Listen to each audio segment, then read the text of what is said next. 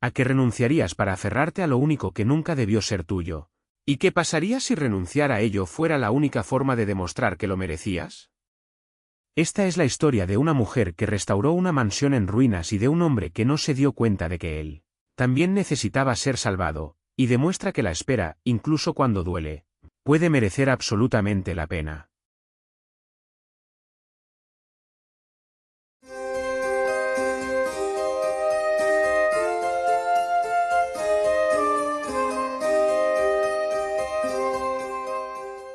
La mañana en que Eleanor Bass llegó a Whitmore Hall, la verja de hierro estaba abierta, oxidada, y el camino de entrada estaba lleno de hojas muertas que nadie se había molestado en barrer. Se quedó sentada al volante de su coche de alquiler y contempló la casa durante un largo rato.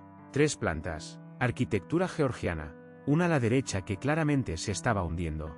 Y en algún lugar detrás de aquellas altas ventanas, un hombre que ya había decidido demoler todo aquello por lo que ella estaba a punto de luchar. Eleanor tenía 34 años y era la mejor especialista en conservación arquitectónica de Edimburgo.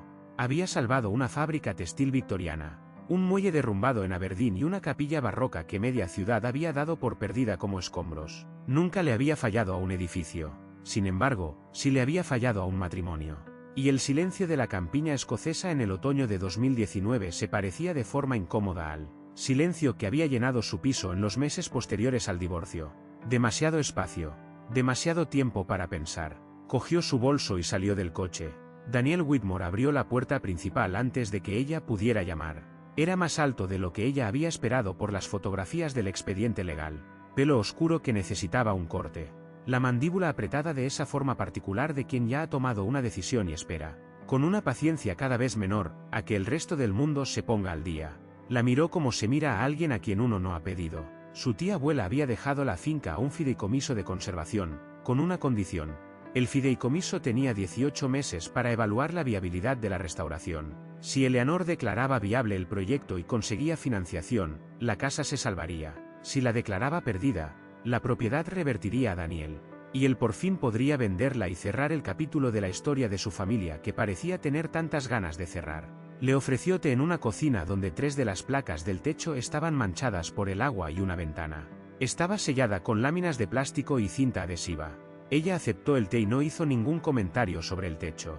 Establecieron las reglas con rapidez. Ella tendría acceso completo a la propiedad. Él permanecería en el ala este, que era estructuralmente sólida, mientras ella realizaba su evaluación. Ella no le pediría que participara. Él no interferiría en su trabajo. Él aceptó todo con la eficiencia de un hombre que quería que su trabajo estuviera hecho y terminado.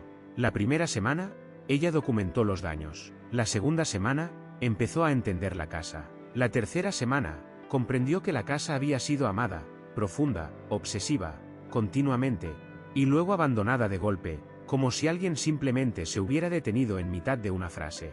Encontró dibujos botánicos enmarcados en el pasillo de la planta superior. Etiquetas de plantas escritas a mano en el invernadero, aún legibles. Una pequeña sala de música donde alguien había dejado partituras abiertas sobre el atril, con los bordes oscurecidos por el tiempo pero las páginas todavía intactas. No vio mucho a Daniel durante aquellas primeras semanas. Trabajaba a distancia para un estudio de arquitectura de Londres, lo que a ella le pareció irónico teniendo en cuenta lo que quería hacerle a aquel edificio. Comía solo. Paseaba por los terrenos al caer la tarde, siempre por el mismo sendero junto al muro oeste, con las manos en los bolsillos del abrigo, sin mirar nada en particular. Empezaron a hablar por accidente. Ella estaba subida a una escalera en la biblioteca una tarde, catalogando el estado de las baldas superiores, cuando lo oyó entrar en busca de un volumen concreto. Él no le pidió que se moviera. Esperó. Ella bajó de la escalera y encontró el libro para él en menos de un minuto.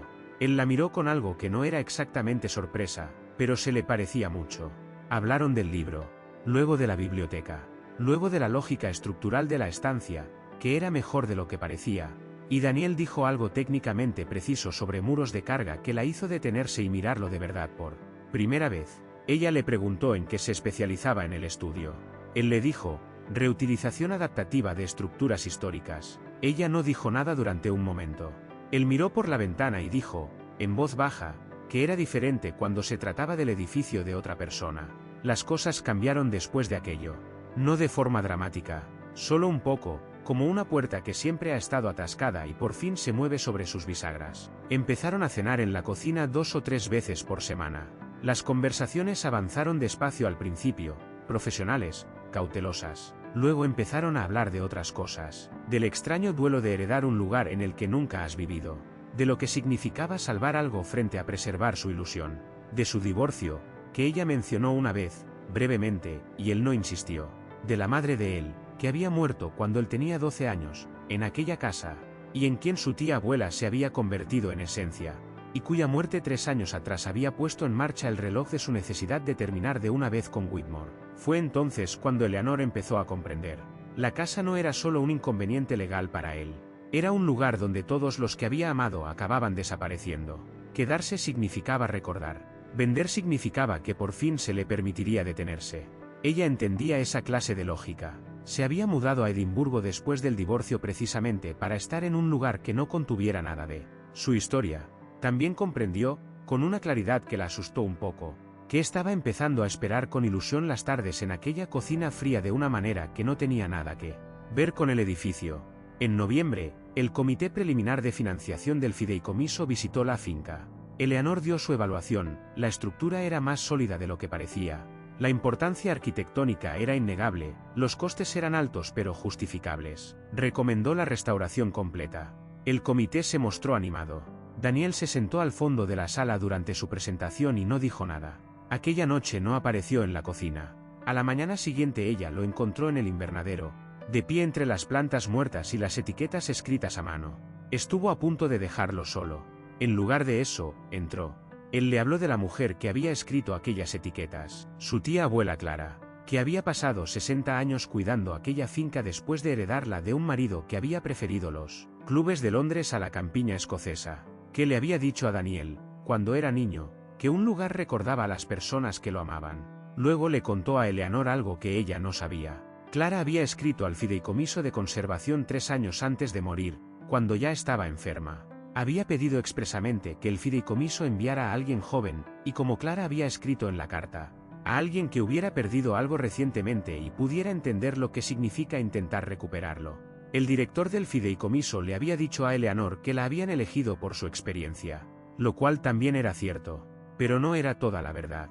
Eleanor se quedó muy quieta en el invernadero y repasó los 2 últimos meses. Clara no la había elegido al azar. Clara había leído su trayectoria profesional, sí, pero también una entrevista que Eleanor había concedido después del divorcio, en una revista de arquitectura, donde había hablado de cómo trabajar con edificios antiguos la ayudaba a creer que las cosas rotas aún podían convertirse en algo entero. Clara la había mandado llamar a ella expresamente. Y Daniel lo sabía desde el primer día de Eleanor. La rabia llegó deprisa. Salió del invernadero. Atravesó de nuevo la casa hasta su despacho temporal en el ala este y cerró la puerta con más fuerza de la que pretendía. Se sintió dirigida. Colocada. Como una pieza dentro del plan de otra persona. Consideró seriamente llamar al director del fideicomiso y retirarse del proyecto. Tenía documentación suficiente para pasar la evaluación a un colega. Podría estar en Edimburgo al anochecer. Se quedó sentada a su escritorio durante mucho tiempo. Entonces pensó en la sala de música, en las partituras abiertas, en las etiquetas botánicas con la letra de Clara. Pensó en lo que Clara había hecho en realidad. Encontrar a 2 personas que habían dejado de creer que las cosas que amaban podían repararse y ponerlas en una casa que demostraba lo contrario cada día, si estaban dispuestas a mirar. No era manipulación. Era un acto de esperanza extraordinaria y ligeramente entrometida. Seguía enfadada. Pero lo entendía. No se marchó. Ella y Daniel no hablaron durante 4 días. Él respetó la distancia sin que nadie se lo pidiera. Ella también se fijó en eso. Cuando por fin hablaron, era tarde un jueves, y él llegó a la puerta de su despacho. Se apoyó contra el marco y dijo que lamentaba no habérselo contado. Dijo que no había sabido cómo hacerlo, y luego se había alargado demasiado. Y había tenido miedo de que si ella lo sabía se marchara, y él no había querido que se marchara. Dijo esa última parte mirando al suelo. Luego la miró a ella. Ella le preguntó qué quería que ocurriera con la casa. Una larga pausa. Luego él dijo que ya no quería venderla, que en algún momento entre octubre y ahora había dejado de querer eso, pero no sabía qué quería en su lugar. Y eso le asustaba. Ella dijo que conocía exactamente esa sensación. En enero, el consorcio de financiación hizo su oferta formal. La restauración llevaría 4 años. El fideicomiso gestionaría el proyecto.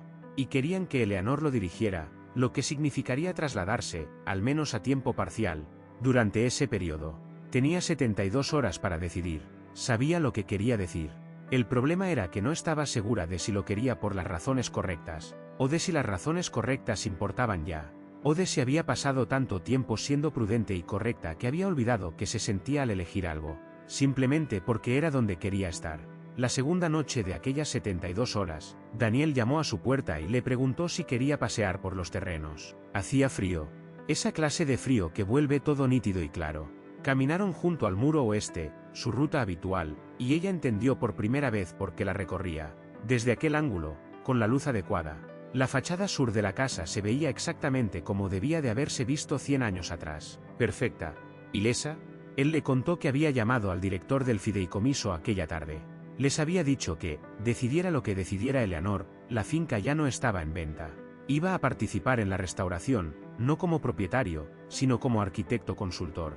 Ya había hablado con su estudio. Ella lo miró. Él dijo que necesitaba que supiera que había tomado esa decisión antes de saber qué elegiría ella. No era una condición. No era una forma de retenerla allí.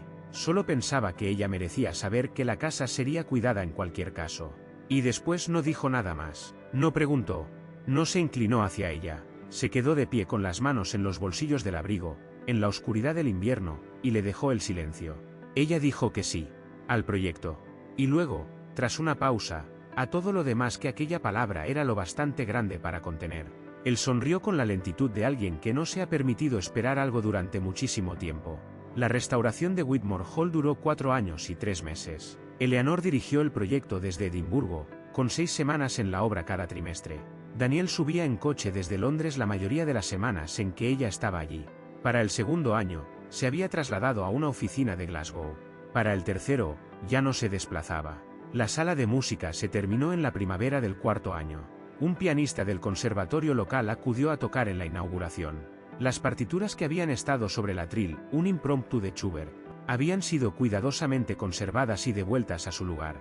La noche de la inauguración, después de que los invitados se marcharan, Eleanor se quedó en el centro de aquella sala y escuchó el silencio particular de una casa que ha sido devuelta a sí misma. Daniel fue a colocarse a su lado. Le tomó la mano sin darle importancia, como se hace cuando algo quedó decidido hace ya mucho tiempo. La mansión abrió al público el otoño siguiente. En el libro de visitas, en la primera página, alguien del personal del fideicomiso había escrito el nombre de Clara Whitmore. Debajo, con el tiempo, miles de personas añadirían el suyo. Eleanor y Daniel se casaron en el jardín el junio siguiente. Una ceremonia pequeña. Para entonces, el invernadero había sido restaurado por completo, y las plantas volvían a crecer lentamente en sus parterres etiquetados, exactamente como antes.